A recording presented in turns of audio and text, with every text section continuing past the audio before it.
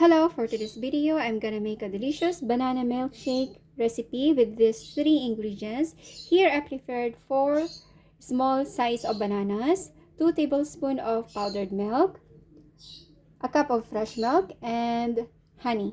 Let's get started. Now let's peel our bananas.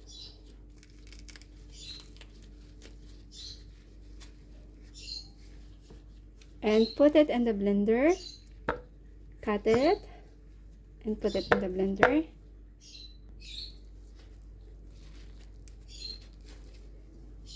It's done. Let's add our powdered milk.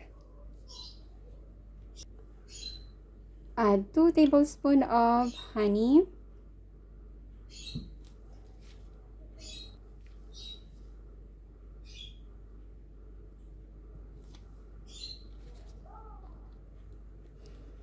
Let's add our fresh milk.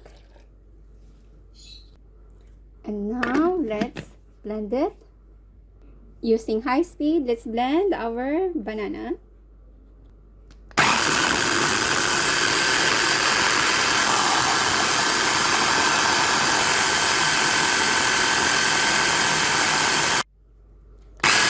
Blend it for a few seconds and done.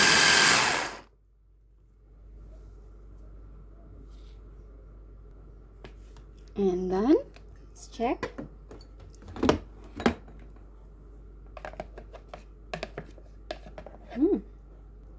And done. And let's transfer it to a drinking glass.